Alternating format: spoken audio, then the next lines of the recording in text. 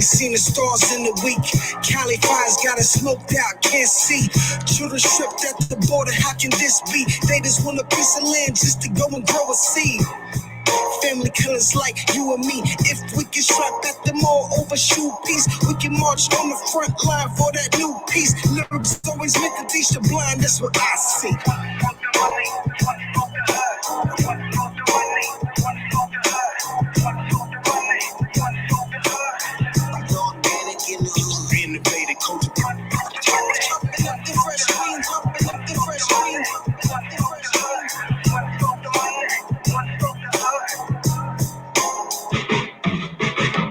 Water's hella foggy, city pockets full of flint. No solar panels in the hood, still paying rent. And the kids get sick, and that's a fact. And the feds still getting paid for all of that. How you supposed to grow in dirty water? I'm in the garden growing for my daughters. Water's life, plant a seed and follow.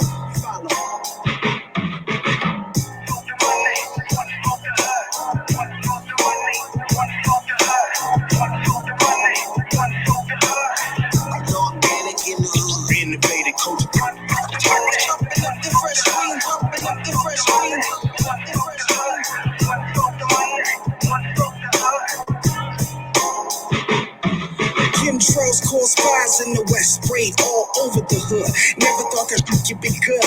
Now the sheriff said you gotta move. They wanna build a highway in.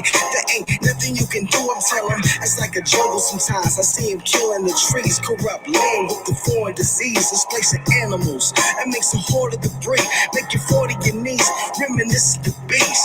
Before you sit down, bring it on for directions. Using food stamps in the produce section. Get some land, harvest water, keep it moving. It's eye for an eye, son, they got to show me proving. See me manifest the heat, hold the heat in the night. Hopefully, roll tight, eat fresh, eat right. Watch what you say now, watch what you do. Watch what you say now, watch what you do. Yeah. My hands in dirt. Water the seeds and some sunbeams. Drop a seed and feed a nation with that rainbow. Organic in the innovative culture. Chopping up the fresh green, chopping up the fresh green.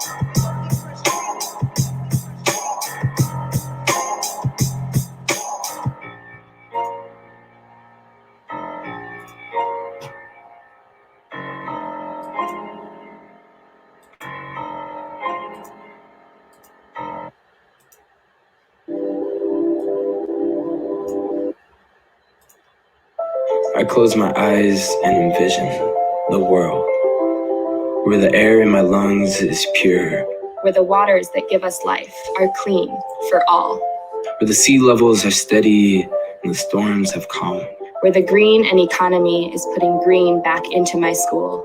Back into the whistling fields on our farms, back into my town. Where the signatures on bills and laws are composed of our youth. Workers, tribes, and those who've been oppressed. I see the world where our hands unite instead of fight. Where students can be inside classrooms instead of protesting outside of them. The world where my neighborhood is thriving, where the prairie is thriving, the island people are thriving. I open my eyes and set to create that world. In business, elevating the sustainability and unleashing the possibilities. Cutting the pollution and putting growth in climate solutions. Creating community with UN negotiations and a cross-country teacher collaboration. Where friends organize, go on strike, governize, innovate, disrupt, and go to school. Where coworkers have honest conversations to grieve and admit the severity of the climate crisis. We envision a world where ice caps are not melting. Where climate change education is normalized in the classroom. Where people of color and people on the front lines of the climate movement are heard. Where the representatives of the offending class are voted out of office. We envision a world where we have 100% renewable energy. Where animals are happy and healthy. Where youth are empowered to act on climate change. We envision a world where we are thriving in an equitable and resilient future. We are the climate generation. We are the climate generation. We are the climate generation. We are the climate generation. We are the climate generation. We are the climate generation. We are the climate Generation. Generation. We are the climate generation.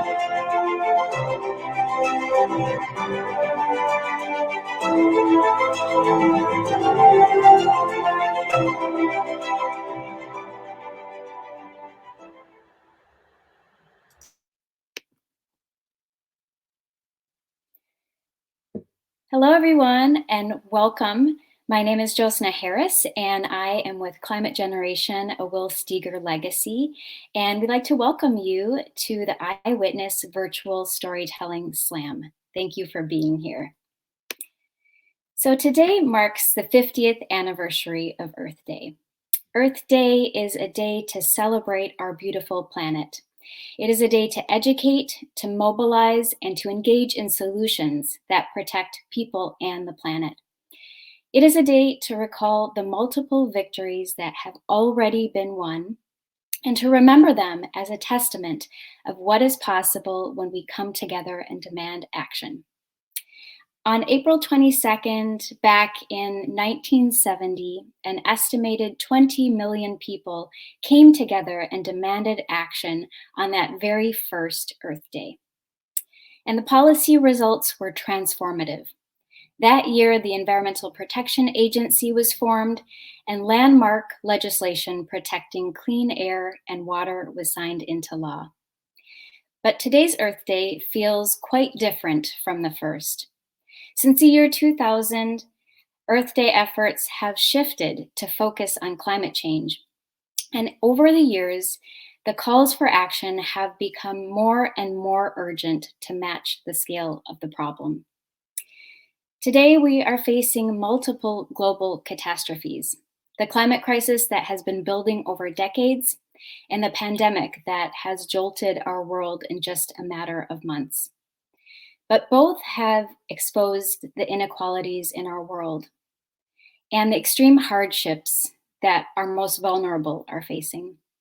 Yet COVID-19 has shown us that scaling from individual to collective action can happen rapidly, and that we can modify our behaviors in a way that results in significant impact. It also shows that action can be rooted in the care for others as a primary driver. According to a study that just came out this week, conducted by Yale's program on climate communication, large majorities of Americans from all demographic groups prioritize public health over the economy. This includes Republicans, Democrats, and independents across the board. We can count this evidence as a win, that despite our differences, most Americans would rather prioritize the health of others over profit. And this is a message that we don't always get to hear. We are also hearing amazing stories that show the best of humanity in this time. Amazing examples of strength and resilience. Sharing our experiences in a heartfelt way becomes even more important during times of crisis. They can help us to process, they can prompt healing, they can unify us, and they can also encourage us to find the resolve to endure. Stories can also be a really effective way to communicate about climate change. For a long time, the way that we have talked about climate change has been mostly from a scientific perspective. And while the science is essential, it's actually our stories that put the facts and figures and data into context and make meaning for our lives. Research tells us that information alone is not enough to help us move to change our behaviors.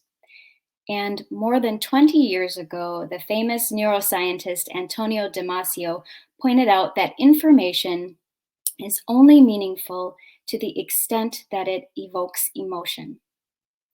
So to shift behavior, we actually have to get out of our heads and into our hearts and connect climate change to what we care about. And today, that's what we're going to do. During this virtual storytelling slam, you will hear from an incredible lineup of folks who are going to be sharing stories and poems and music about their experiences and reflections on climate change. And while we can't gather in person with you this Earth Day, we can still come together in solidarity as we all join virtually from our homes. So right now, wherever you are from, we'd like to know that you are here and tuning in. So if you haven't already, go ahead and type in the chat to let us know that you are here and where you are chiming in from. And then we'd also like to especially give a shout out to all of the students who are at home and their teachers. The very first Earth Day was a teach-in, and we love knowing that that legacy continues. All of us here, no matter where you are from, we are all eyewitnesses to climate change. Given the imprint of climate change all around us, it has become increasingly clear that we all have powerful stories that we can tell. Climate Generation is a nonprofit with a mission to empower individuals and their communities to engage in solutions to climate change. And this Earth Day, we also celebrate the release of a new book called Eyewitness, which has been written by people all across the state of Minnesota. Eyewitness shares the firsthand accounts of climate change through poems, stories, and artwork. And even though the perspectives are from Minnesotans, the themes are universal: gratitude, loss, responsibility, resilience, and hope. And Eyewitness is, some of the stories you'll be hearing today are actually from Eyewitness, so you can stay tuned for that. If you are an author who has contributed a piece in Eyewitness or part of creating this book in any way, we would like to say thank you to you, and we are looking forward to getting you a copy. And if you are just learning about Eyewitness now, we would like to invite you to order a copy for yourself or for a friend, and you can find a button at the bottom of your screen where you can learn more and explore Eyewitness. All proceeds from Eyewitness will go to support climate change programming. And I'd also like to give a quick nod to the Climate Generation team, many who are behind the scenes today working the magic behind all of the technology. And so with that, we ask for your grace and patience in advance, as this virtual experience is a new experience for all of us. I'd also like to acknowledge Lisa Troutman with Drawnwell, who is joining us today to create beautiful illustrations of all of the folks in our lineup. So we will be sharing Lisa's work with you throughout the slam, so you can look forward to that. And during the slam, as you are listening, we invite you to actively participate and to show love to those who are sharing today. So as you listen, we would like to invite you to post a word of encouragement or an emoji in the chat. And you can do this whenever you want to show agreement, support, or reciprocity to the speaker. And before we begin, I'd like to give one more thank you to all of you who are joining online and tuning in today. Even though we can't be face-to-face now, we can build connections by sharing this space as a community and by creating something beautiful together to celebrate Earth Day. And with that, let's begin. Here in Minnesota, we reside on Dakota and Ojibwe lands, and we are honored to begin our lineup today with Dakota elder Strong Buffalo. Strong Buffalo, Tatanka Ohitika, is an enrolled member of the Sisetan Wapetan Dakota, and he is also a decorated Vietnam veteran. He has been writing poetry before there was anything called Native poetry. And his words, translated in more than 17 languages, he has 3 published books, 6 CDs, lectures, and performances, contribute to a world where we use creativity and options other than war, racism, classism, and exploitation to solve the problems that we all share. Strong Buffalo has recorded a video message, and we would like to share that with you now.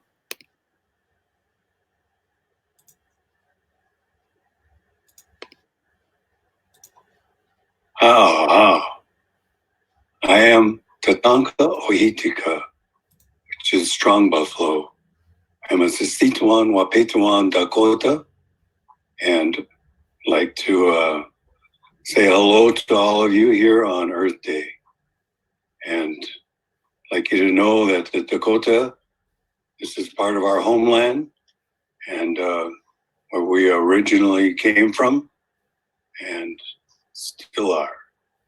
I feel that it's our responsibility, and the most noble thing that humans can do at this time is help save Mother Earth. It's a man-made problem, and we need to correct it. It's up to us. I wrote this poem, and it's in Eyewitness. It's called Adote. It's a Dakota word for when the waters come together or the rivers cross. So I usually do this with my friend Ben Weaver, but due to the social isolation and time, I'll do it solo. Adote. It is where the rivers meet. It was that before this place was called Fort Snelling. This place that was used to take the Dakota away from our homeland, Adote. It was here before Minnesota. It is where the waters come together, and it will remain that Adote forever. No matter what we say or do, Adote, Adote, it is our home. Ntakweo Yase.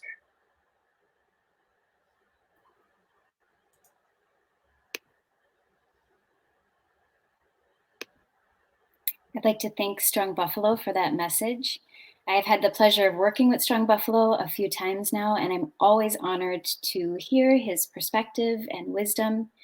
Alongside me, you will see Strong Buffalo's illustration, which was created by Lisa. So thank you. Now I would like to ask you, wherever you are, to just take a moment to collectively acknowledge the ancestral, traditional, and contemporary occupied lands where you reside. We want to take time to acknowledge the effects of genocide and colonization on Indigenous peoples, and to consider how these injustices have shaped the climate crisis. People of color and Indigenous communities continue and are currently and will continue to disproportionately feel the impacts of climate change under our current systems of power and privilege. We also recognize the tremendous resilience and innovative climate solutions that come from these same communities. Next, I'd like to introduce to you Ben Weaver, who shares the importance of disruption as a way to lend to the creation of something new. Ben Weaver and Strong Buffalo often collaborate together. Ben is a songwriter and a poet who travels by bicycle. He uses his music as a tool to strengthen the relationships between people and their local ecosystems. Ben's most recent project, Music for Free, saw him riding 3,000 miles from Canada to Mexico along the Great Divide mountain bike route, with his guitar and his banjo making stops along the way to offer free performances to honor unification through diversity. Ben has completed many wilderness bike tours, released 9 studio albums and 5 books of poetry, and given the choice, he will side with the animals, the lakes, and the trees. Please give a warm welcome to Ben Weaver.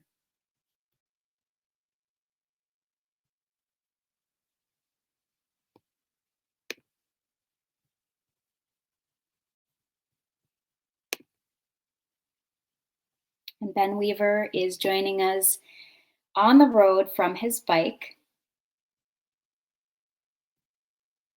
We'll try to get him here in just a moment.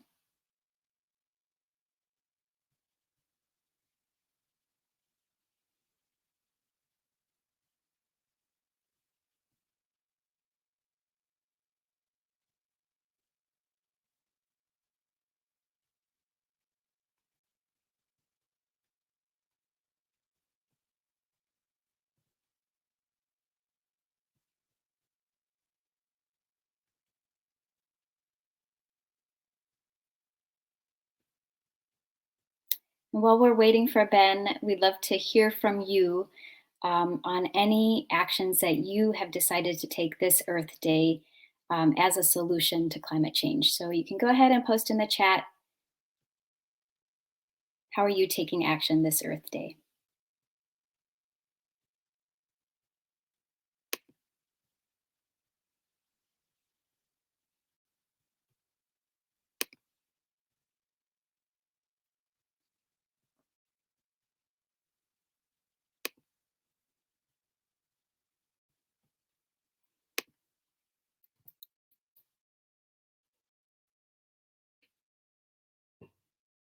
We thank you again for your grace with the technology.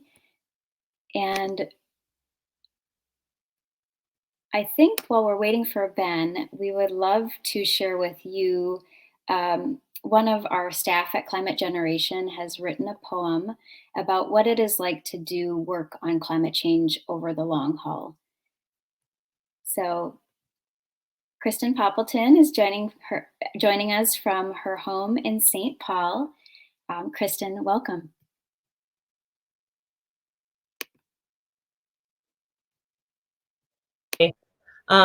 This poetry that I don't usually write just came out of me as we were all trying to think of our personal climate stories at Climate Generation. And I call this The Work. And I hope that it resonates with a lot of you that are doing this work. I know a lot of you are on today. The Work. Climate change sits in my gut like stones in the pockets of my clothes, pulling me underwater after I have jumped in. I must deliberately work to remove each stone, examine it, determine its weight. Climate change is like a shadow constantly following me, sometimes revealed by a burst of sun, lengthening and growing as time moves forward. Climate change sits on my shoulders as a burden to carry. I feel the burden lighten with good people in green spaces, hearing the crunch of snow beneath my feet, with the touch of my children, the embrace of my spouse, with the marching of many feet and through the voices of passionate leaders. thank you for letting me share, and happy Earth Day to all of you. We'll be moving on to our next speaker. So thanks for having me. Thank you, Kristen. Kristen is the Director of Programs at Climate Generation, and we're so glad she could jump in there at a moment's notice. So it looks like we're not able to get Ben on at the moment, so we are going to move on to our next storyteller in the lineup. So it is my pleasure to introduce to you Jessie Diggins. Jessie is an Olympic cross-country ski gold medalist who won gold in the 2018 Winter Olympics in South Korea. This historic win was the first ever Olympic medal for Team USA's women's cross-country ski team. And in addition to Jessie's passion for skiing, Jessie is also an advocate for climate change. And climate change is something that she has witnessed throughout her career in her sport. Jessie is also the author of a recently released book called Brave Enough. Please give a warm welcome to Jessie Diggins in the chat. I see Jessie's joining us. Thanks for being here, Jessie. Hi, can you hear me okay? Yes. Thanks, Jessie. Awesome. Well, I'm so happy to be joining you all today.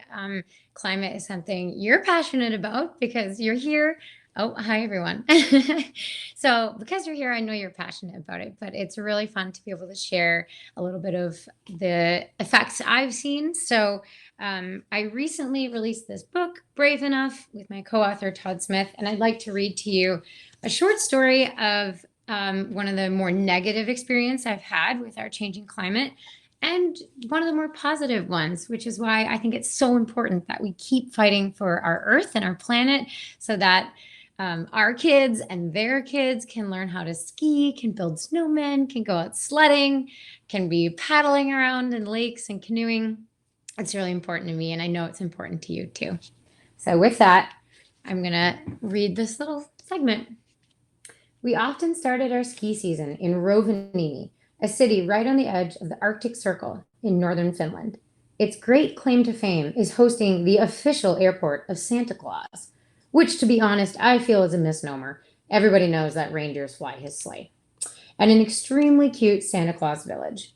Even in mid-November, there was always plenty of snow and frosty cold temperatures that preserved the man-made loop of snow laid down early in the season for athletes to train on. It was the safest bet for early season training in the world. We weren't lost the last year we trained there, but we may as well have been. It felt like a completely different place from what we were used to, as it was one of the many places feeling the effects of climate change. We were shocked to see the ski tracks melting out, with flowers blooming between this green, spongy moss and grass on the side of the trail. The running trails were quite excellent, but we shouldn't have been able to find that out. Santa's village now sat in a puddle. Elves were sweating their asses off in their wool coats. Everything about it seemed so sad and so wrong. The organizers of the training facility were doing the best they could, but there's not much they can do when it's 40 degrees Fahrenheit and raining on the Arctic Circle. But hey, at least we got to pet the reindeer. On the plus side, though, we have had many amazing experiences with snowy winters. For example, in Sjusjen, Norway, cross-country skiing is the lifeblood that flows through the town and countryside during the winter. For a ski-loving dork like me, it's absolute paradise in the form of cozy wood cabins where you can eat brown cheese and cardamom-spiced waffles, dotted along perfectly groomed tracks. Sjusjen is 20 kilometers east of Lillehammer and is close to 350 kilometers of cross-country trails.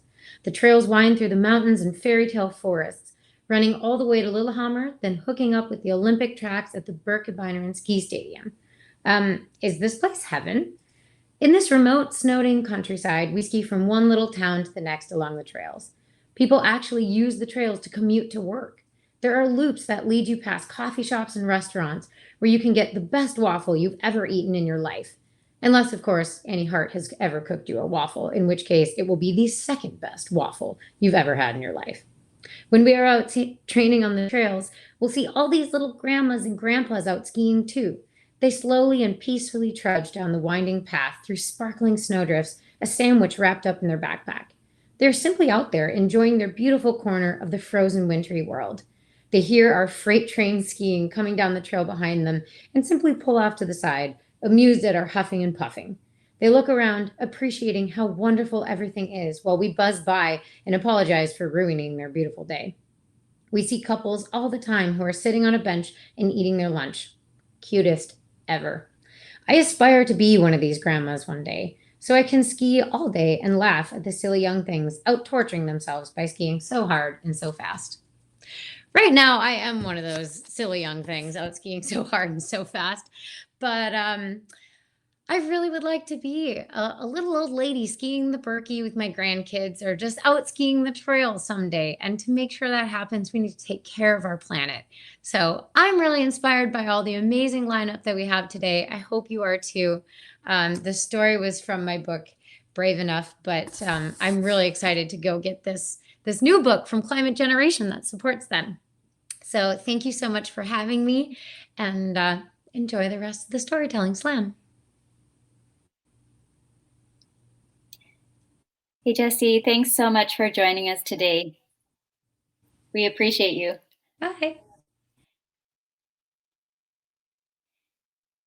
And we're excited to show you another illustration that Lisa has created of Jessie and her book that she just read out of, Brave Enough. Awesome.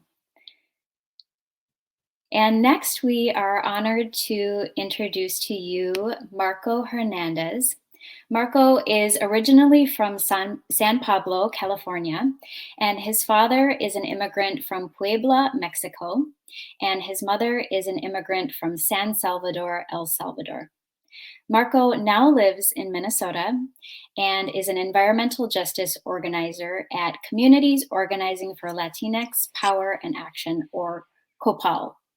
Marco uses his platform to fight for environmental justice issues, including immigrant rights, and has a mission to keep the racial and economic disparities of climate change work really at the forefront of everything that he does. So Marco, thank you so much for joining us today. No, thank y'all for having me here. And I guess I'll just start. Thank you again, Climate Generation, everybody, for joining on to this 50th anniversary of Earth Day, and just can't wait to see what the next 50 years will bring. And so for this event, I created a story that was an inspiration from the speech I said in the climate strike. And so I just wanted to share this piece with y'all, and I hope y'all will enjoy it. And so the title of the story is Perspective from the Smokestack. I was born in the Bay Area and raised in Richmond, California by two wonderful Mexican and Salvadorian immigrants. Richmond is a predominantly Black and Mexican community that is barely affordable for working class families living in the Bay Area. It is also home to the second largest oil refinery in the state of California. As a kid, my friends and I always thought the refinery created clouds, since white smoke was always coming out of the smokestacks and covering the city. We never thought of it as something dangerous and harmful. But one day, the refinery exploded and darkened the sky, sending many to the hospital with respiratory problems. After the explosion, I started to connect the dots about environmental discrimination. I came to Minnesota to study political science, Latin American studies, and American studies at Macalester College. I did not personally feel the environmental discrimination, since I had the privilege to study at a liberal arts college in a well-resourced neighborhood in St. Paul. But I have listened to the stories of many people during my time at Macalester, my experience, and since, as an environmental justice organizer with COPAL, which is Comunidades Organizando el Poder y la Acción Latina, or Communities Organizing for Latino Power and Action. Many in the environmental movement in Minnesota and around the country understand we need to save the boundary waters and save polar bears and other endangered species. Caring about the well-being of animals and nature is important in our fight for climate change and climate resilience and restoration. But it must be understood that racial and gender equity are huge and essential parts in our fight for environmental justice. In my work as an organizer for environmental justice, I have met many people whose stories make it clear that many environmental injustices have happened and continue to transpire in Minnesota. Indigenous lands have been forcibly taken and are still being disrespected by oil companies encroaching on sacred lands. Pipelines are not job creators, as what our state leader says. They destroy nature and disrupt culture. The Rondo community in St. Paul was a thriving Black community until highway planners decided to bulldoze it in the 1960s to make way for Interstate 94. A whole community was torn in half, the heart of it torn out to accommodate more cars in the Twin Cities. And currently, trash incinerators near poor Black, Indigenous, and communities of color in Minneapolis are continuously violating those residents' human rights to clean air. As a consequence, many of our Minnesota residents in poor communities of color develop health problems that they can barely afford to treat. This is just what happened around the refinery in Richmond when I was a child. Climate change is a threat multiplier, and the repercussions of it have been a central part of creating economic and environmental refugees in Latin America and around the world. Many come to the United States to escape brutal neoliberal policies and to find opportunity. Many come to find a place of refuge from land that's become dried out and unlivable because of climate change. But they are met with a system based in white supremacist ideologies that discriminate against them. Yet the responsibility of the US towards Latin America immigrants is not acknowledged. Major fossil fuel companies with power and money are actively protecting their interests by funding political candidates who openly deny the science of climate change. When I lived in California, the Chevron Corporation, which owns the refinery where I used to live, influenced the city election in Richmond so the city would not fine them for polluting the air and allowing their refinery to explode. A powerful woman named Berta Cáceres, who worked for environmental justice in Honduras and was assassinated for it, was once warned us, "Let us wake up, humankind. We are out of time. We must shake our conscience free from the rapacious capitalism, racism, and patriarchy that will only assure our own self-destruction. The time is now to respect human lives and Mother Earth. We need to reject the colonizer ideology that we can manipulate nature to do our bidding.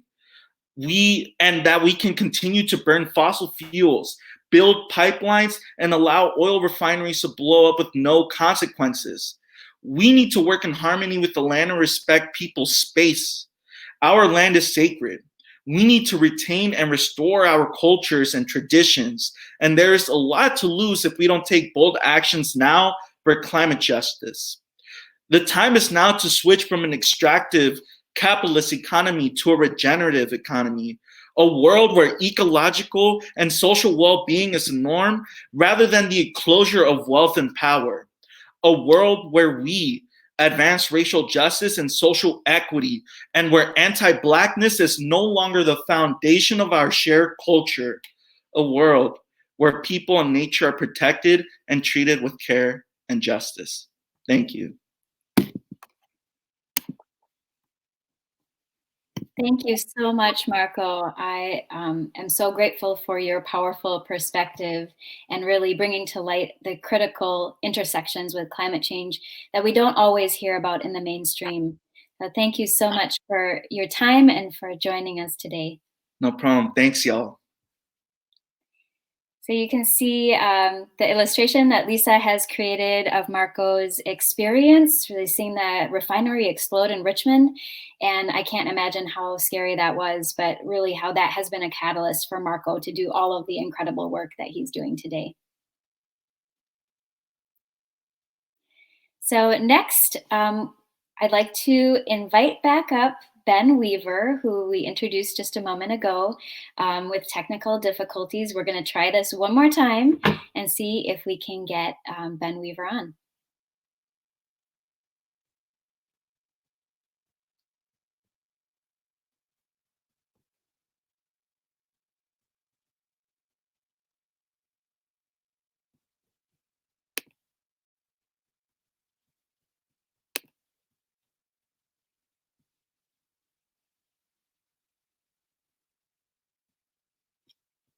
I'm not seeing Ben yet, so we're going to move on to the next person in our lineup, who I'm really honored to introduce to you, Daniel Crawford.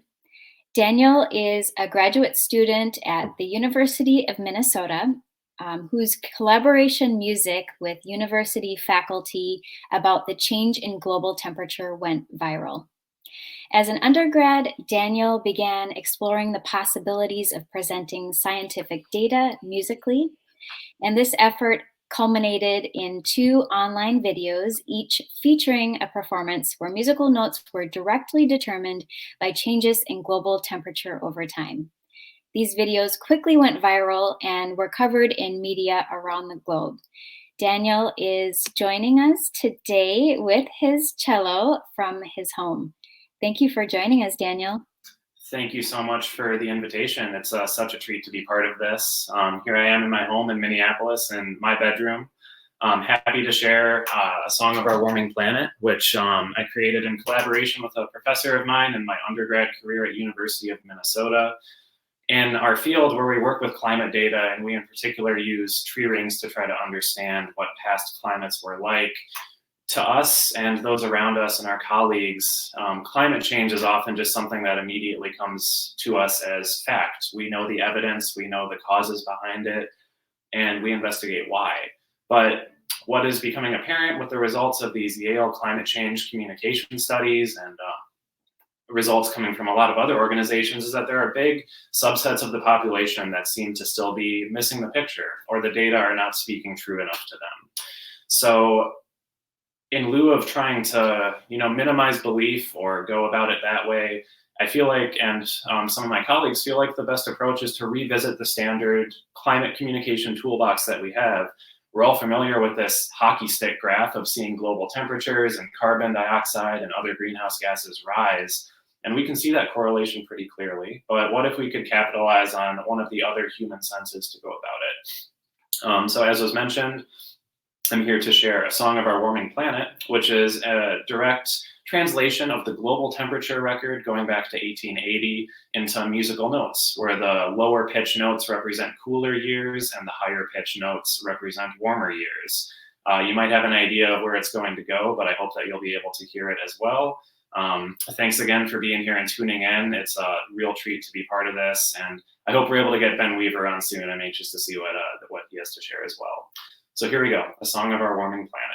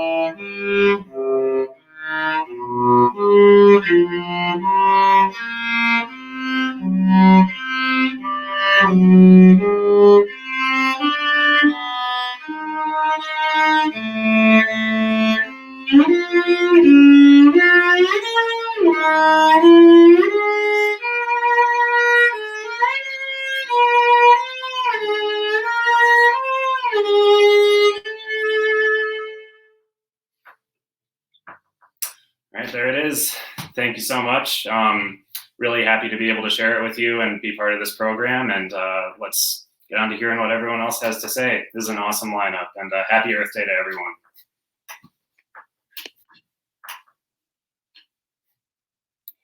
Thank you so much, Daniel, for joining us. I love the piece that you put together. It's both beautiful and eerie at the same time. Yeah, I would echo that. Thank you. And now you can see the illustration that Lisa has put together with the data translated from global temperature over time from Daniel.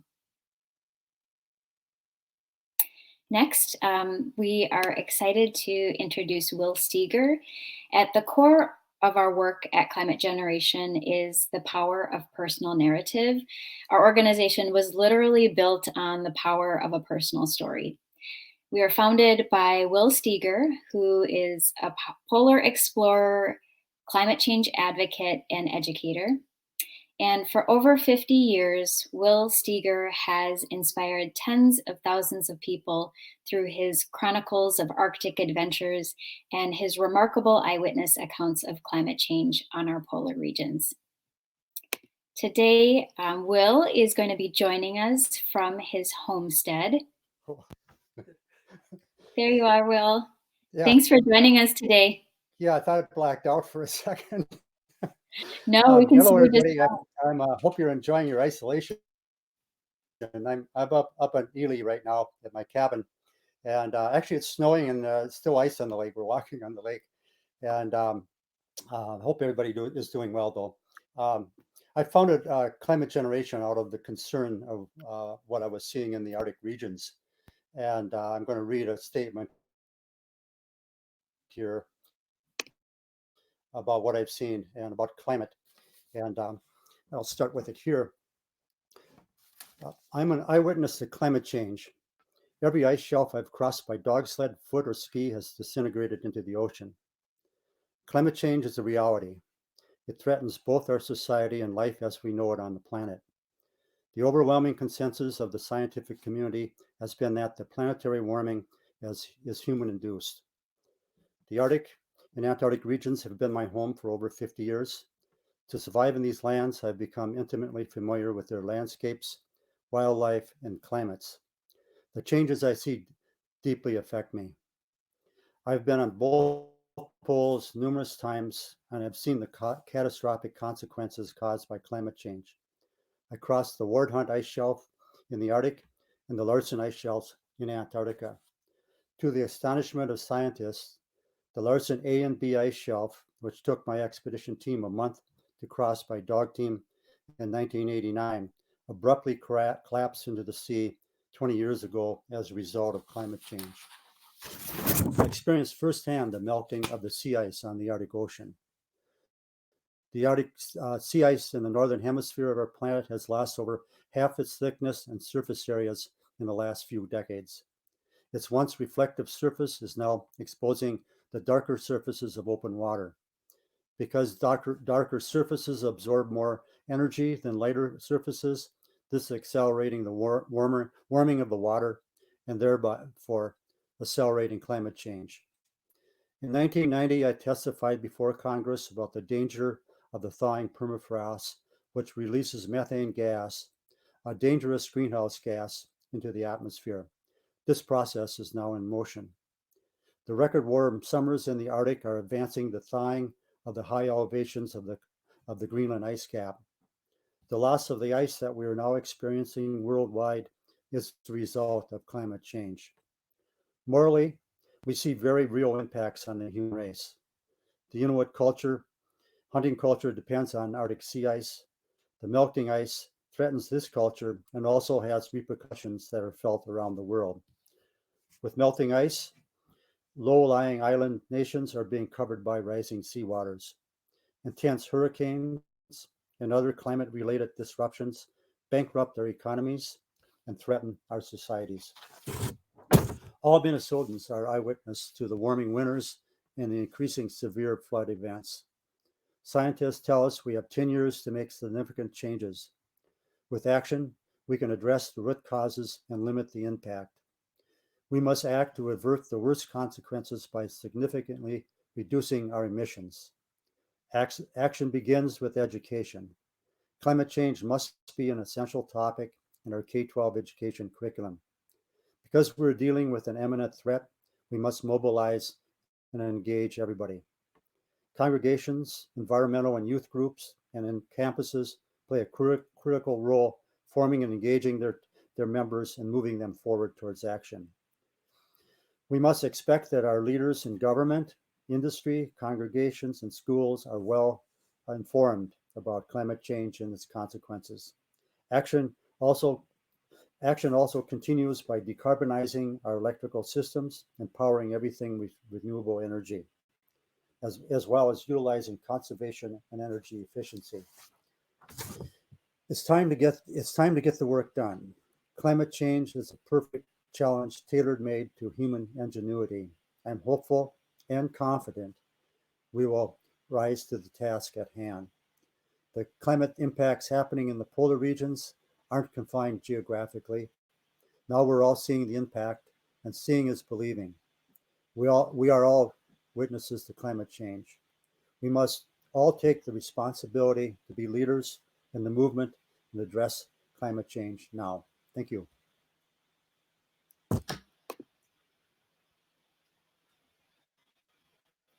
Thank you so much, Will. We appreciate you joining us today and sharing your story and call to action for all of us.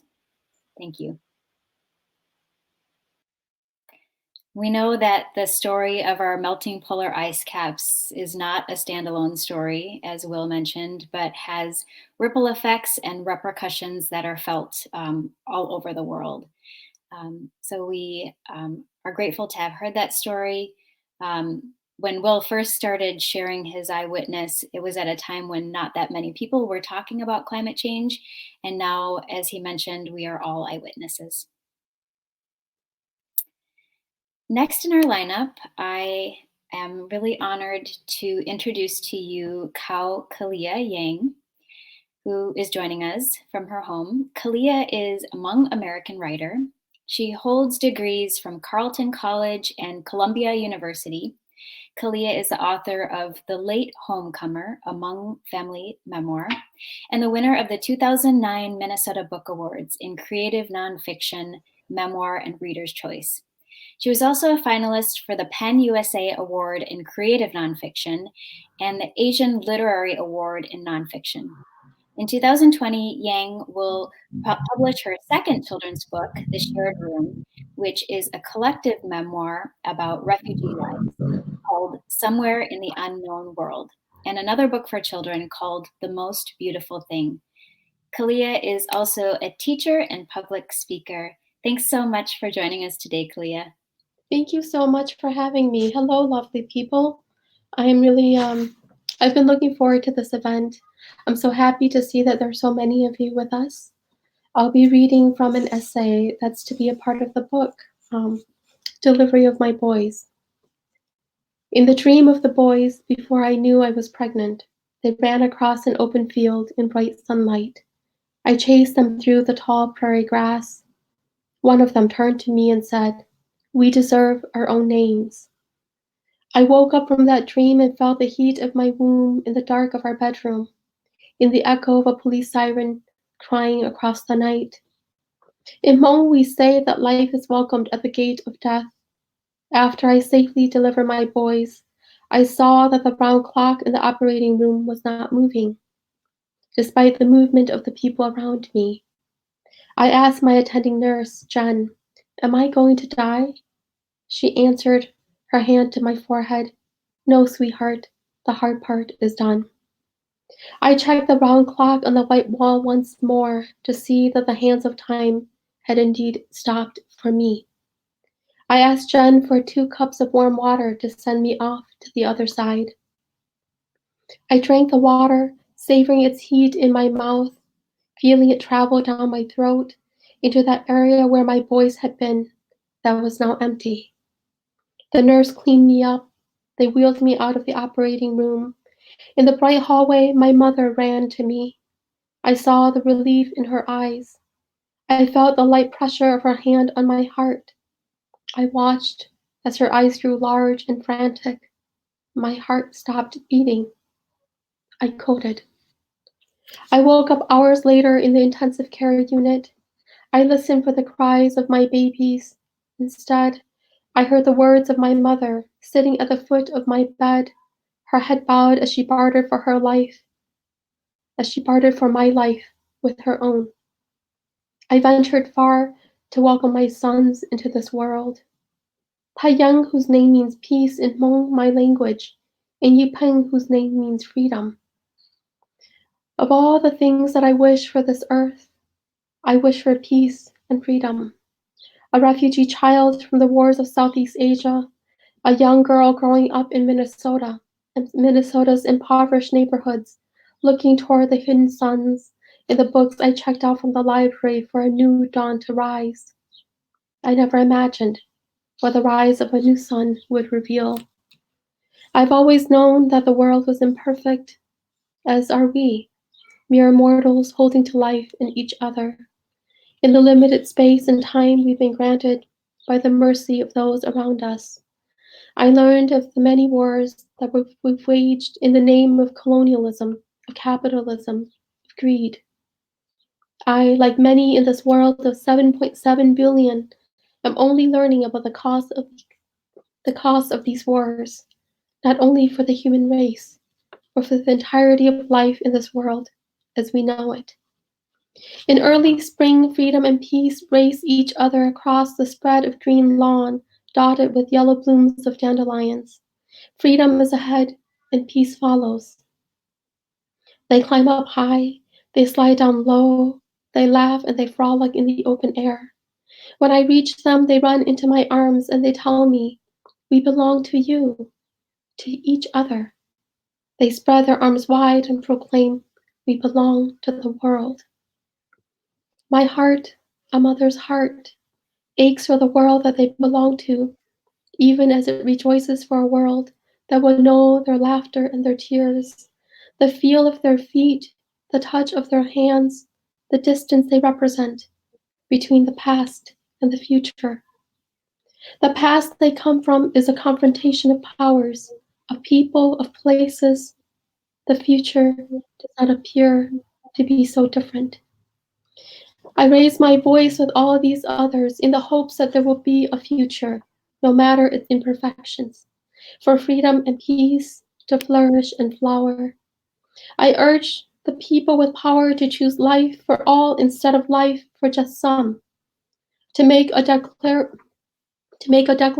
that we, as the human race, will commit to fostering gentler, less destructive living, that we will be kinder to a world that affords us life, even as we venture to the gates of death, that what they do and what we do will grant us salvation in the arms of the young who believe, who continue to believe, that belonging to us and the world is a beautiful, blessed thing.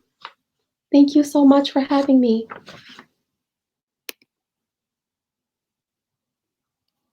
Thank you so much, Kalia. I love that story, and I'm so grateful to you for sharing so personally and thoughtfully. So thank you for being here. Thank you. Happy Earth Day, all. Happy Earth Day. I think what Kalia's story can show us is that when you demonstrate vulnerability and you're courageous to do that through your own personal story, that vulnerability can connect other people and is universally felt. So much appreciation to Kalia for sharing her very personal essay.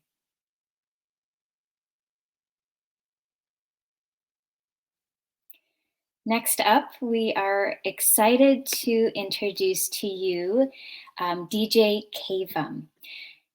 Dr. Itef Vita, otherwise known as DJ Cavem, is an eco-hip-hop artist, educator, and vegan chef. And his songs are about climate change, food justice, eating healthy, And he's performed at the White House, and he has been featured in Oprah magazine and on The Rachel Ray Show. And his latest album, Biomimics, was released as a seed packet to spur listeners into action. He's shared the stage with Mo Def, Nick Jonas, Rick Ross, the Wu-Tang Clan, Public Enemy, Snoop Dogg, Wyclef Jean, among others. DJ Cavem is joining us today from his home studio in Denver, Colorado. Hello, DJ Cavem, welcome. Peace, blessings. How's everyone doing? Can you hear me just fine? Yes, we can hear you. All right, great. Yo, once again, thank you for having me. You know, definitely want to acknowledge all the elders, all the ancestors, all the indigenous people who land. We already know where we're on. And just basically with that being said, I'm here with my wife, Alchemy of Earth. We've been sipping up on some green juice, getting ready to hit the garden, celebrating Earth Day. And I'm going to perform 2 songs for you. One of the songs that I'm going to perform is called Cool to Live. It's off my last project called The Produce Section, featuring my brother Cody Chestnut. The video is on YouTube. I just released another music video this morning on Earth Day. It's called One for the Hood. So subscribe to my page, check me out. And you can definitely find us on social media. We're always dropping recipes, garden hacks, and things like that. So here's Cool to Live. And let's run.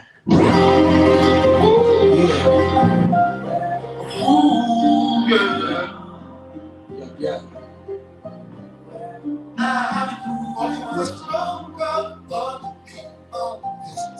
Everybody out there just know it's cool to live.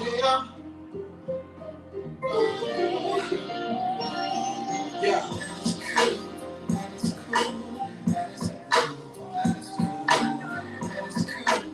So cool. Yeah. So cool. So cool. Yeah. Question. Maybe you can help me find direction. I'm a DJ in your jam. Looking for direction. Matter of fact, the produce section. Can I get 4? On the way to school, walk around a prison door. Plus 2 liquor stores in a dog park. Talk about the eye stores when the fools park. And have you ever seen a collard green when it grow up? Showed up. And why they murder kids up. No hats and crow. Pussy got the hip hop dress. No process. Only got vegan food. I digest deeper than the subway. See me in the underground, living off my urban sound. Gotta keep it fresh and get some land maintained. Everywhere I grow, things ain't the same. Tell me everywhere I grow, things ain't the same. Why? It's cool to live. It's cool to live. It's cool to live.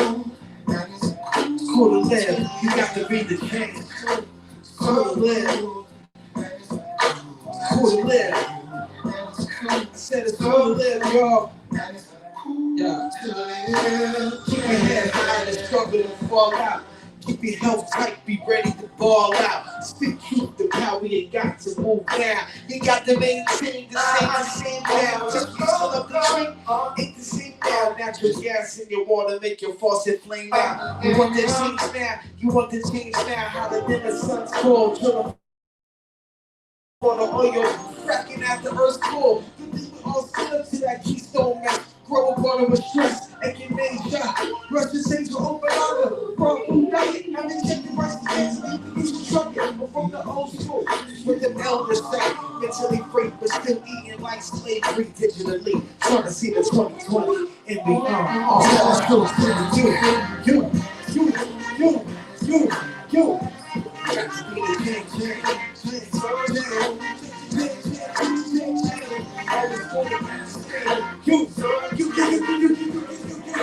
You got to be the change. Yeah. Yo. The song is called Cool to Live. Shout out to my brother Cody Chestnut from The Roots. Check out the video featuring my homegirl Bianca McCann, slam poetry national champion. On the flow on that one, so yeah, check that out. We're gonna hit you with this one. This one's called Hybrid Lex. You can check it out from a documentary called From Gangs to Garbage. Yeah. Yeah.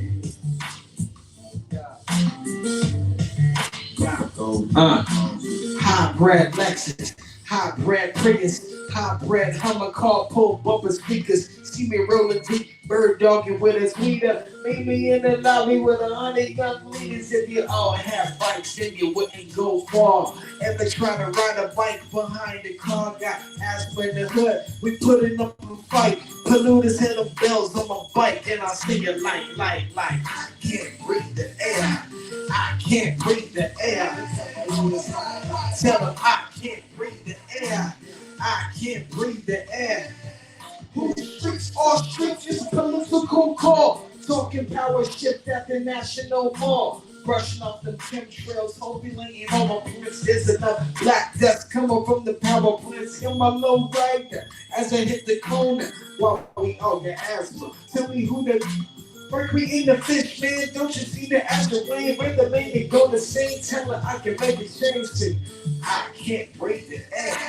I can't breathe the air. We tell polluters like, I can't breathe the air. I can't breathe the air.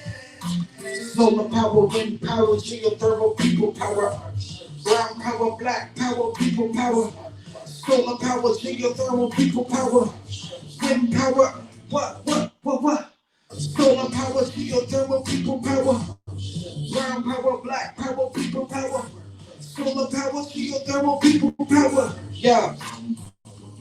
Where my earth guardians at? Real G's with the biodiesel Cadillac. Nothing but hood facts, hybrid with the solar switches. I'm a G, I'm from the streets, I was born in. Folks with the gold in it. Put it down on the, go with it. What? How they call it? Painted, so fresh, so green, can't nobody hate it. It's when they sing me out with the wind through the headlight. With the wind through the headlight. Yeah. Nothing but love, peace, unity, and respect. Take care of yourselves, educate yourselves. Remember, compost. See me in the produce section. Alchemy, you got something to say? Take care of yourself, take care of the planet. Love yourself, love the planet. Yo, nothing but love. Find me out, Instagram, IETF. And if you're really down like that, save your seeds. Get at me. I got seeds if you need it. One love. Peace. Thank you so much. We're just love your message, your positive messages that you have. Congratulations on your album that dropped this morning and all of the work that you're doing. And also love your setup that's happening there in your home studio. Hello to Alchemia as well. Blessings. Thank you for joining us. Thank you for the time. Thank you for the energy. And I look forward to seeing you soon. Make sure you tell a friend. Like I said, if you need seeds, get at me. You can buy seeds off my website at chefetf.com in the shop section. But it's really about sequestering the carbon, creating green job development in our urban communities. You already know bioremediation is a must. And plus, stay fresh. You already know, divest, vote. One love. Happy Earth Day to you. Happy Earth Day to you. Awesome. I just love that. It's so important to include as many voices as we can in the climate movement and to really hear from all people. But I love the messages of growing fresh food and really the power to the people and all of the things, positive things that are happening now. So thank you so much, DJ Cavem. Next, we are introducing Dr. Ben Santer. We're honored to have Dr. Santer, who is an atmospheric scientist at Lawrence Livermore National Laboratory. Ben studies natural and human fingerprints of observed climate records. Ben has received a number of awards on his research of climate change, and these include a MacArthur Fellowship in 1998, membership of the U.S. National Academy of Sciences in 2011, and the Proctor Prize in 2019. He writes for Scientific American blog, and he has appeared on Late Night with Seth Meyers.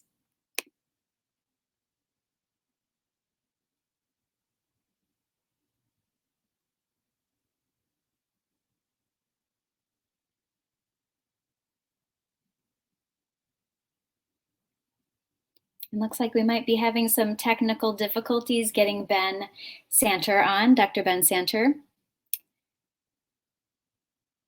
So at this time, I would like to introduce the next person in the lineup.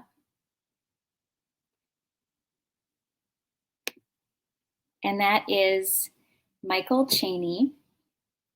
Michael Chaney is an activist, organizer, and cultural. And Michael started Project Sweetie Pie in response to threats to close North High School in inner city of Minneapolis, Minnesota. And the nonprofit Project Sweetie Pie has now grown to practice horticulture, urban farming, and more. And Michael's latest initiative is called the Family of Trees, which is an effort to build community while restoring the urban forest canopy. And here is a video message from Michael Chaney, where he will be reading his poem called Mississippi Great River.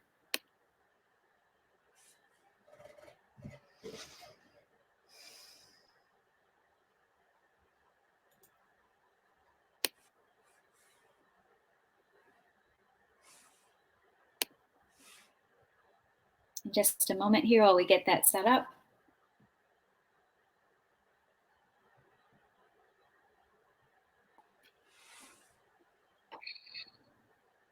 Great, and we have Lauren Boretsky-Smith who is joining us and getting the video all set up.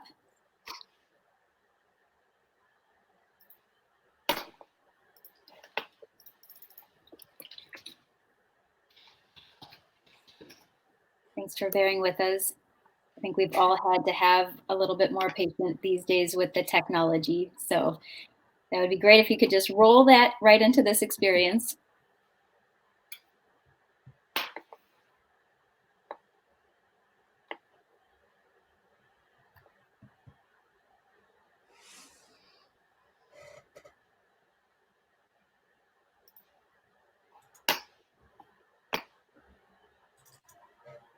Hey, y'all.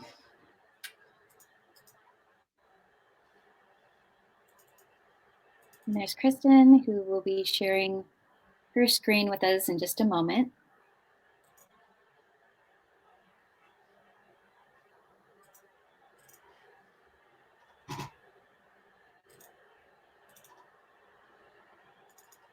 North Minneapolis is going green. Give us a call and learn what we mean. Where once lie urban blight now sits lush garden sites, gardens without borders, classrooms without walls, architects of our own destinies, access to food, justice for all.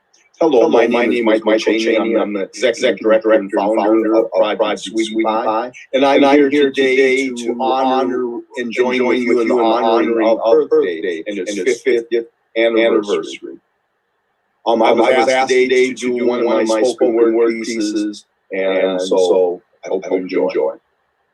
For traders and slave raiders and industrial coal agers, they claim as their savior. Yet they MISSISSIPPI treated her foul. Pollute was what they gave her in exchange for all her favors.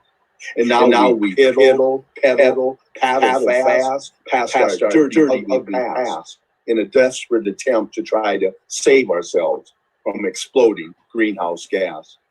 I'd like to invite you to go to our website, www.thefamilyoftrees.org, and plant a tree in honor of Earth Day.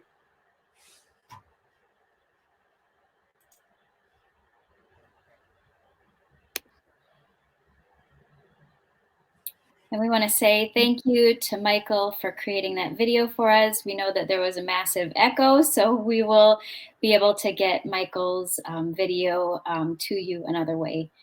And you can see Michael's illustration. It should be playing for you in just a moment.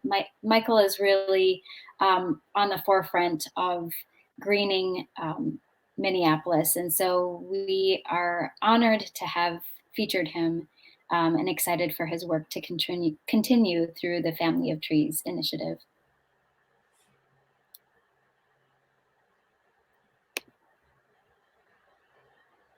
And next here, we are going to see if we can have Dr. Ben Santer join us again.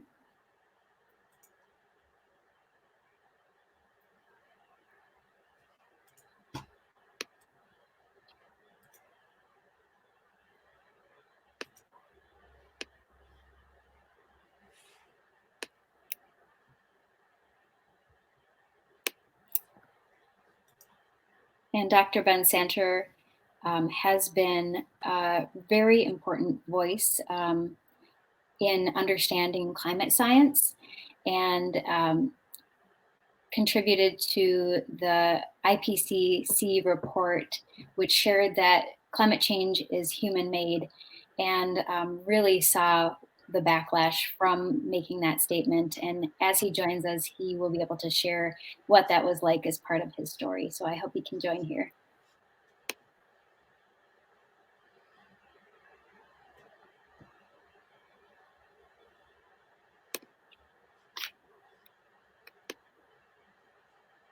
So it looks like we are not able to get Ben on at the moment. So we're going to try to move on to the next person in the lineup. Next, we have Juwaria Jama. Juwaria is a 16-year-old climate justice advocate, organizer, and is also the co-state lead for the Minnesota Youth Climate Strike.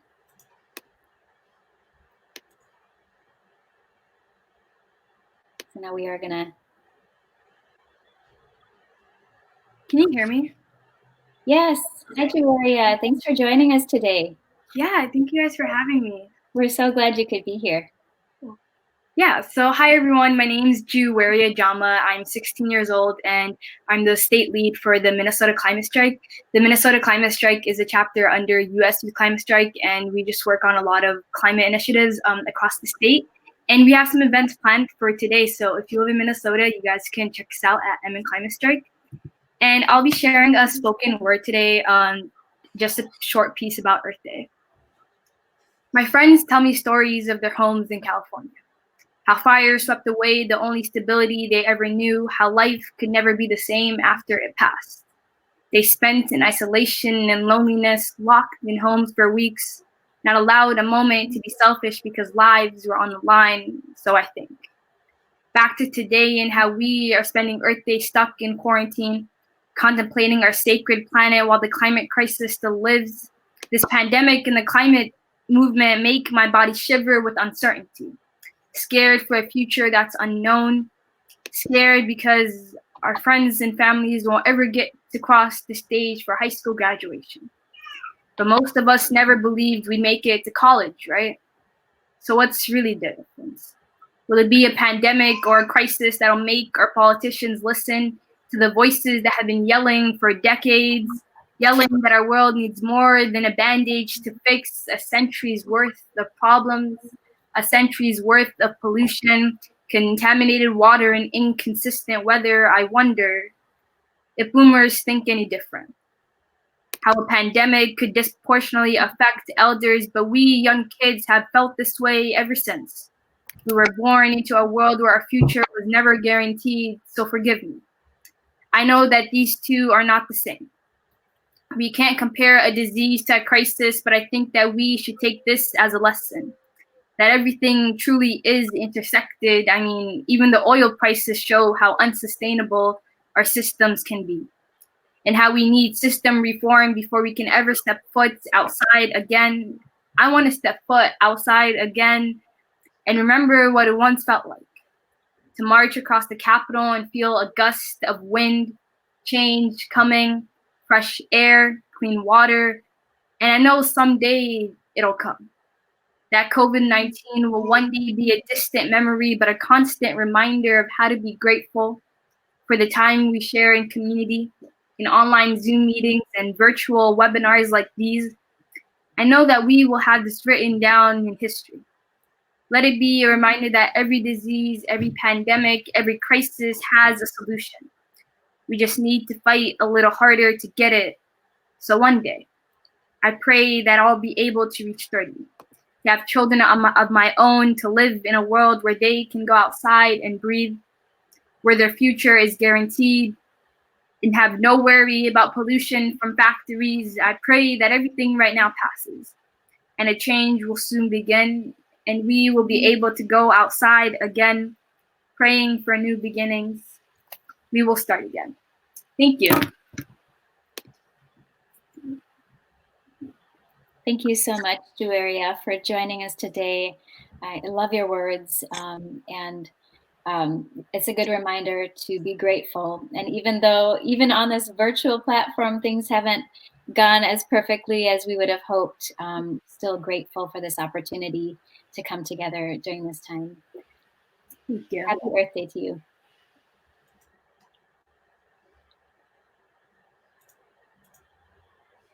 We have Juwaria's illustration that was created by Lisa Troutman.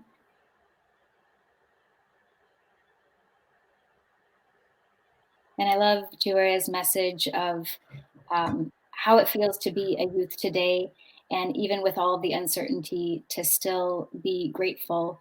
But youth are really commanding our attention right now as critical messengers of the climate crisis because of the decades of poor decision-making that happened before they were here. This is the future that they're inheriting. So thank you, Juwaria. And next in our lineup, I would like to introduce to you Liz Latt. Liz is a first-generation Khmer American. She is also an art and business student at the Minneapolis College of Art and Design and is a programs intern at Climate Generation, a Will Steger legacy. Liz will be reading her beautiful personal story called Bedtime Stories of the Khmer Americans.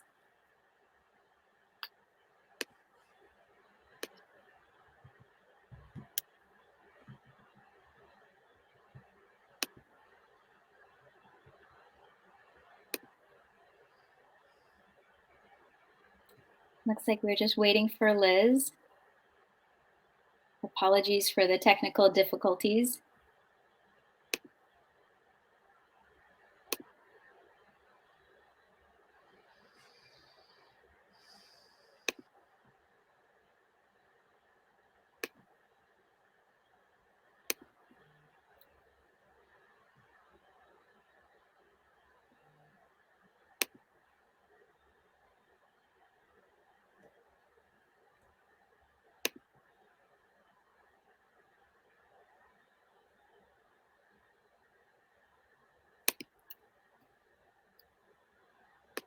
Looks like we'll see if we can get Liz on just one more time.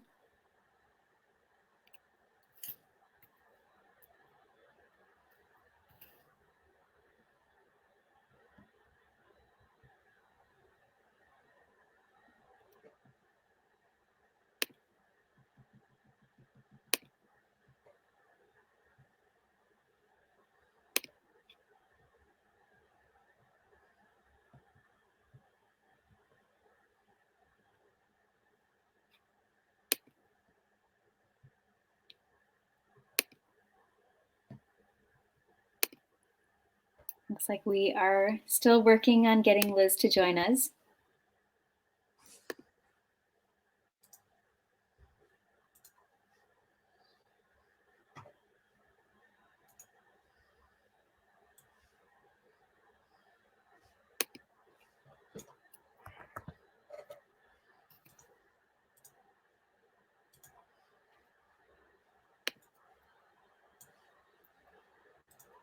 I'm still trying to get Liz to join us.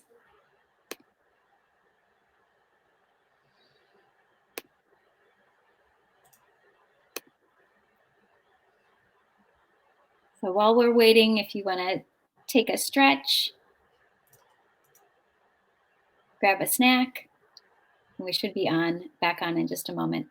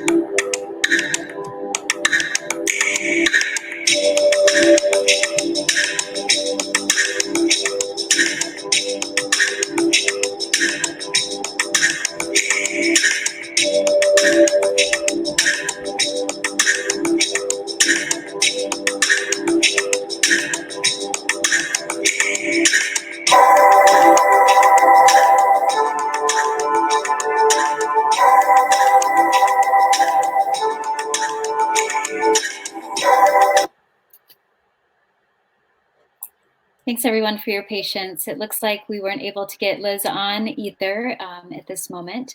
So we are gonna move on in our lineup. And next we have Chris Heeter, who is joining us. Chris is a professional speaker, a wilderness guide, and a poet, and founder of the Wild Institute. Chris has gotten to spend her career either in or talking about the wisdom gleaned from the natural world. Chris shares her stories from her sled dog team and from decades of guiding wilderness trips in order to awaken our wild side and reach for what is possible. So Chris will be joining us to read a poem called For the Earth Warriors, which is also in Eyewitness.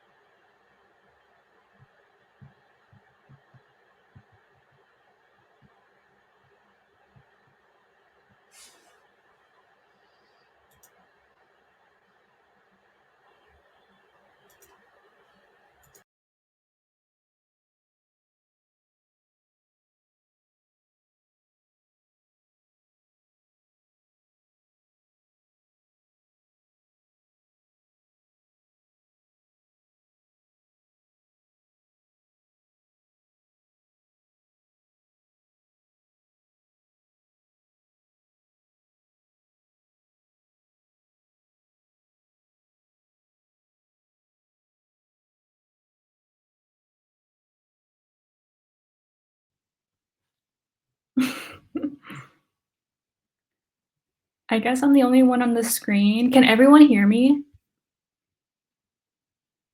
Can anyone hear me? I'm hoping.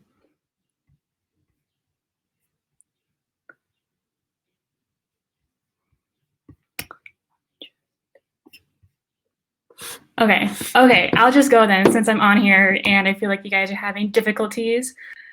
Well, I'm Liz. Josna introduced me earlier, but I wasn't really happy. Oh, Kira. Hey, Liz. What's up? I was just gonna go. Sorry about the technical difficulties, everyone. But Liz, if you are feeling good to go, yeah, you got it. Yes, I can go. All right, so as Josna said before, I'm going to be reading some short bedtime stories that I wrote. They're about my parents and their experience in the Cambodian genocide and the process of assimilating into America and how their story affects mine. So I'll start here. My mother, Bopa. Once upon a time, there was a little girl living in a dark point of history, a time of turmoil and suffering. She was taught to hide, run, and survive from the age of 12. When she hid under the rotting flesh of her people, covered with mud from head to toe, she would dream of the peaceful time when she would go catch crawfish in the rainstorm and play with the ghost children in the cemetery. Each day was the same, praying that the pile of dirt she stepped on wasn't a landmine. The rustling in the bushes was a lost dog and not a soldier. And every time she would let go of her mother's hand, that it wouldn't be the last time she felt her touch. The girl didn't know what her future would hold, and she never had time to think of it. Every time she woke at night, she had to survive the day. Once upon a time, there was a mother living in a home she never thought she'd have. She escaped the destruction of her country to come here, the home of the winter spirit of Minnesota. The mother digs deep into the soil of her garden, planting her cucumber seeds and chili peppers, trying to grasp the familiarity of her farm back home. She cooks rich, flavorful meals for her family using the hot chili peppers from the garden. The spice is nostalgic. The hot, burning sensation on the tongue brings her back to her mother's numbachuk recipe when she was sick as a girl. Her life in Minnesota is meaningful and happy, but she'll forever wonder if her home is still standing, if the stream behind her farm still flows, and if the spirit of her childhood still exists in the wind.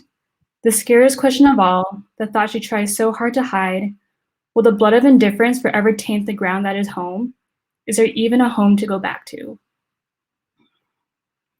My father, Choop. Once upon a time, there was a little boy living at a dark point of history, a time of turmoil and suffering. He was taught to work, obey, and survive from the age of 3. The boy was forced out of his home, his family leaving everything behind and trying their hardest to keep the boy and his siblings alive. His parents worked long hours, miles away from the camp, leaving his siblings to fend for themselves. The boy's sister became sick, getting skinnier and skinnier every week until he had to rest his head on her bones. The boy was starving, only getting small portions of salt and rice soup. The boy looked up at the starry night from the small hut his father built between the trees of the forest. The sky was all he ever known, and the stars seemed so far as he counted how many stars away were his father and mother. The feeling of loneliness and exhaustion filled his small, tired body. Every time he woke at dawn, he prayed for his mother and father to return by dusk. Once upon a time, there was a father living in a home he never thought he'd have. He escaped the destruction of his country to come here, a place that worships the spirit of shimmering snow and tall pines.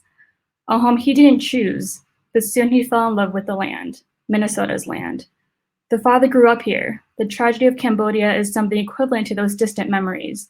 The memories he can't quite put his finger on, but they sit there, scratching at the back of his head. To him, the campgrounds of the north and the freshwater lakes are his true childhood. It's what made the father feel alive. He always craves new adventures, wanting to climb the tallest bluffs, ski down the steepest hill, and bike through the skinniest of trails. The father radiates the energy of Minnesota, an energy that if you took away, he'd only be left with the memory of the defenseless, helpless little boy from the camp, a boy who was incapable of dreaming. Minnesota brought him back to life, allowing him to finally dream. Me, Liz. Once upon a time, there was a daughter who was born in the great state of Minnesota, the first generation of the Khmer Americans. The spirit of the winter and adventure of the summer allowed her to thrive throughout her childhood. She lived in a home full of culture, tradition, and curiosity. She was taught to love, to be grateful, and celebrate who she was since birth. The great outdoors taught her more about life than the warmth and coziness of the fireplace inside. As a little girl, the heaviest snowstorms sparked a curious fire in her eyes. She was determined to strap on her protective armor and build a snow kingdom beneath the pine trees in the backyard. In the summer, she woke up at the crack of dawn from her tent, raced to the docks, tackle box and fishing rod in hand, ready to catch the biggest one of them all. It was these experiences, the memories that inspire the daughter to take care of the land she calls home, the home her parents survived and thrived. Hearing the bedtime stories of times past has driven her compassion to fight for social and climate justice and for the freedom of others. The daughter spends the rest of her life ensuring that no one feels alone, that even though the world feels dark and hopeless, she would be the light for those suffering. The girl spends 100 years spreading love to strangers and never stops using her voice. When she wakes, she marches with hope, and when she sleeps, she dreams of peace. She stands with the earth. She stands with her home. Awesome. Thanks, guys, so much.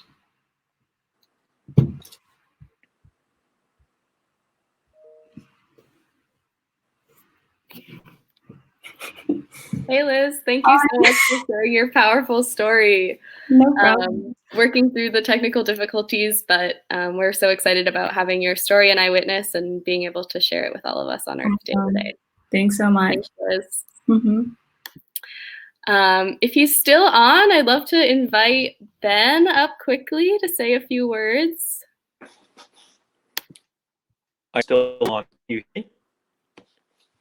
Hey, Ben, can you hear me? Yeah, I can hear you. Wonderful. Yay, it worked. All right, well, take it away. Well, apologies for the technical difficulties, everyone, and welcome from California.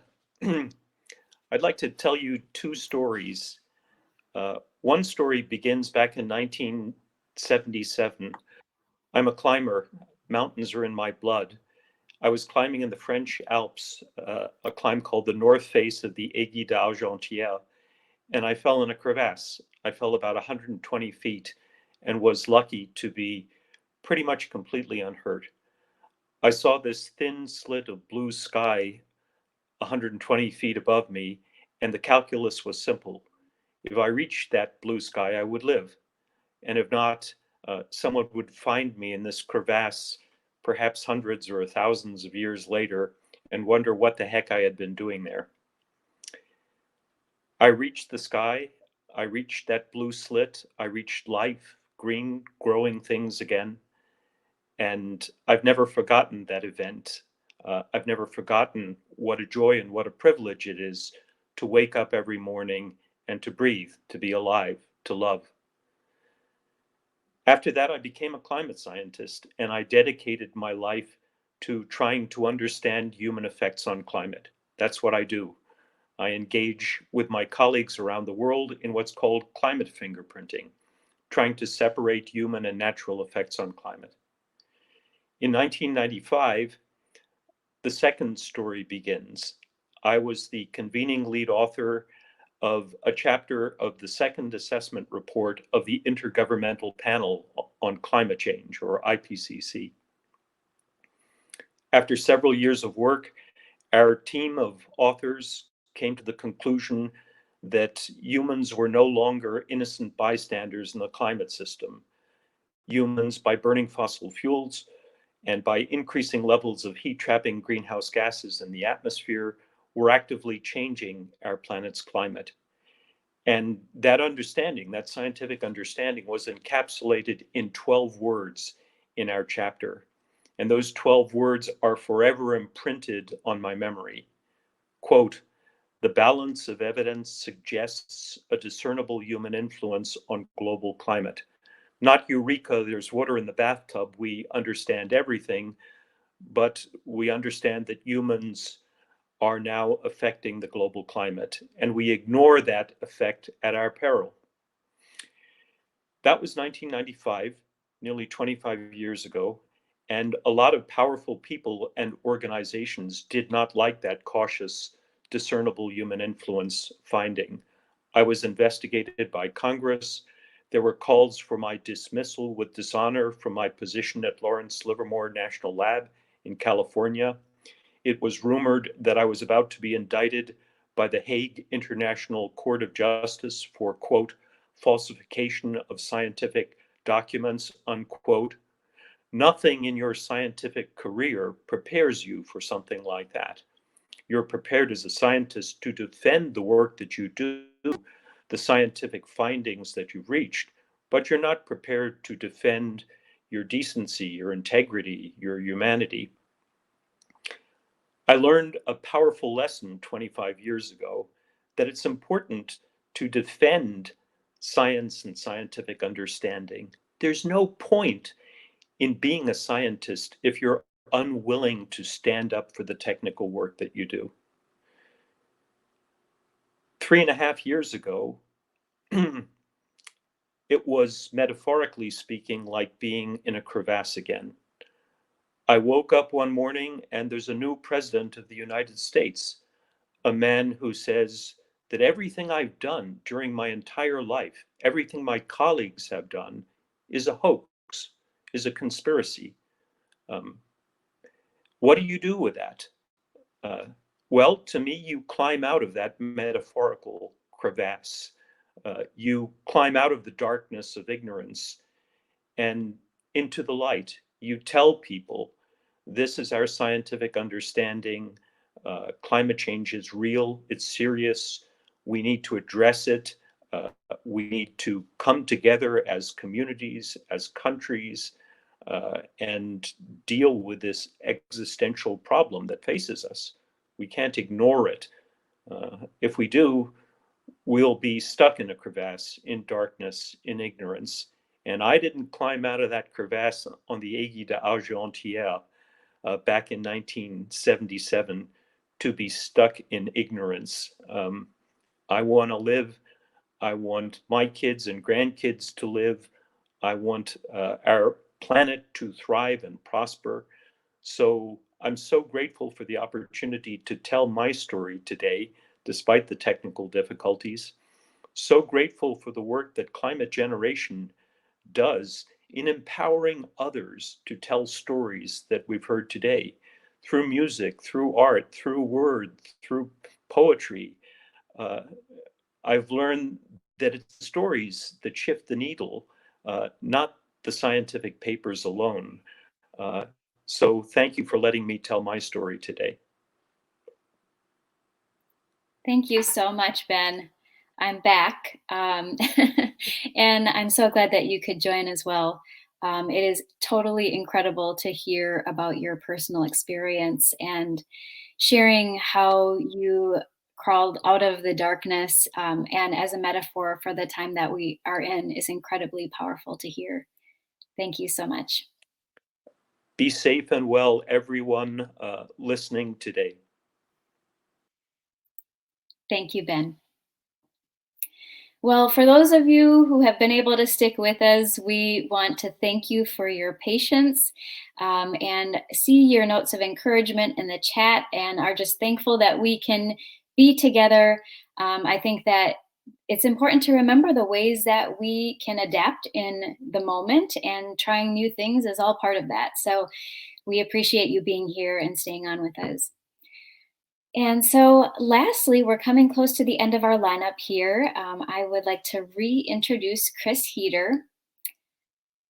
And Chris is going to be sharing a beautiful poem with us that she has written called For the Earth Warriors, which feels like a really fitting way to round out our time together. Chris, are you there? I'm here. Can you see me? I can hear you, but I can't see you. I can see you, but I can't see me either. Let's see. I can try taking my camera off. That any better? No. We still can't see you, but I can hear you just fine. Well, how about I just read the poem then? How about that? That's great. Let's roll with it. Let me just tell you, it's too bad because my dog has positioned himself perfectly to be in the camera, but you'll just have to picture him. His name is Summit. Yeah, I wrote this poem for the climate strike that Greta Thunberg set up, and I have such appreciation for the youth in this movement. And I would just say this, we all have a deep pull to want to get back to normal, in quotes, as fast as we can with this amazing reset that we are being given and grieving through. And I think it's the people online like this that tell us no, that we will stick with what was working, but we will look and we will change what was not. So this is called For the Earth Warriors. It used to be that weather was the thing you talked about, at least in the Midwest, when there was nothing else to say. It followed hello and a mumbled how you doing, with no expectation of a lengthy reply. It quickly moved from there to temperatures, wind, or rainfall, something you could really sink your teeth into. It had to do with altered outdoor plans, or rain needed for crops and gardens. Here in the Northland, it was about wind chill, and how the old timers used to walk to school in inclement weather without whining, that sort of thing. But these days, talk of weather has changed. What was once unusual has become the norm. Hurricanes, droughts, high and low temps, all are off the charts we've faithfully kept all these years. Indeed, even habitats have changed. What once supported moose, for example, has shifted as temperatures climb, expanding the range of deer, bringing parasites and heat stress. You know this already, or are quickly catching on. What are we to do with what we know? At best, we feel a dull ache and concern, other times full-on foreboding. Some of us channel this into action of some kind. At large or at home, we do what we can, try to do more. It's frustrating and terrifying, but there is no temptation to look away. We feel this in our bones as beings on this planet. It's a deep inner knowing of something profoundly out of balance. If this were a pretty poem, it would wrap up now, with something tidy and neat about how we will find our way. But this is a gritty poem that knows better. It joins the chorus of millions upon millions of voices, hearts, and souls that cry out and will not look away. So here it is. What I can offer is this. In your darkest places and times, when your love and actions on behalf of all things wild feel not nearly enough, remember you are not alone. There are countless like-minded wild souls here with you, also aware, also not willing to look away. You can take heart in that. We are a crafty lot. And when you need to sigh or cry or fall apart, there are others here to help you pick up the pieces and begin again and again until we tilt the circumstances or die trying. This beautiful world is worth it, and you, Earth Warrior, are part of that beauty.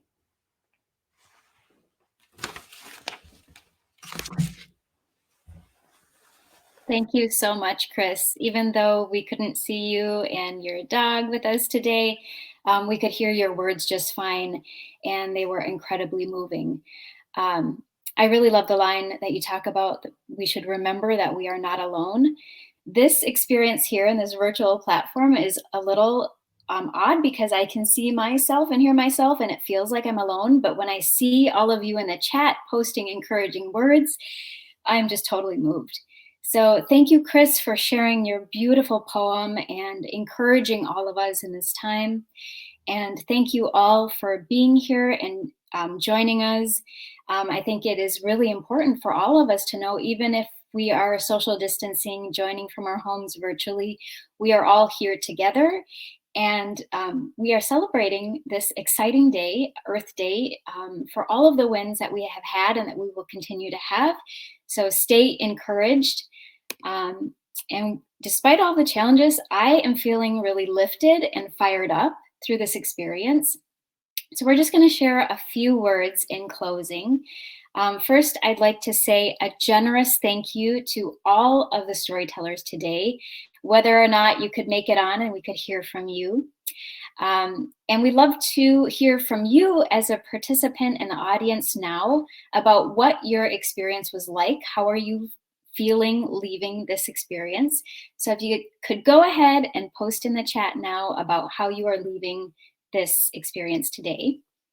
And then we would like to show you all of the illustrations kind of come together in this patchwork that Lisa Troutman has put together to show all of the storytellers today and just a snippet from each of their stories. And so we want to give another shout out to Lisa. Thank you for your beautiful work and for being here with us today. And even though all of the perspectives that were shared were individual, really what the poster shows us is that the collective of our voices, it has a potential to shift the narrative. And then lastly, it feels appropriate on Earth Day, or really any day, to invite you to engage in the solution to climate change. So today, our ask is really simple. We want you to spark a conversation. So if you use social media, we would like you to post why you care about climate change. You can feel free to add a picture too. So make sure to use hashtag Earth Day Slam and tag us at climategen.org. And if you don't use social media, you can go ahead and post that in the chat. And then next, with our Eyewitness book, if you were inspired by the stories that you heard today, please consider purchasing your own copy of Eyewitness, which includes many of the individuals that you did hear from today, plus so much more. And although the stories and perspectives shared in the Eyewitness book are from Minnesota, the themes and the emotions and the sentiments shared are universal. We also want to give a generous thank you again to the talented Lisa Troutman. If you'd like to reach out to Lisa to invite her to create illustrations in your life, in your work, we'd like you to do that. We'd also like to say a thank you to DJ Cavem and to Laserbeak, who provided the intro music that you heard if you logged on early today. And we'd also like to say a thank you to the McKnight Foundation for generously supporting the creation of the Eyewitness book. And then finally, if you are just getting warmed up and want to engage in more this Earth Day, you can check out these local and national opportunities. And then no matter how much or little you think about climate change, we invite you to continue to learn more, to connect with others, and to engage in solutions to climate change at every level. And we'd also like you to consider thinking about or writing your own story of climate change and sharing it with us. We know that it can be a helpful way to normalize conversations of climate change, and it can invite other people to listen instead of react, which is really important in the time that we're in. And now we want to invite you, if you can, to unplug away from your devices and your computers and get outside on this Earth Day, listen to nature, and we thank you for being here with us, and happy Earth Day.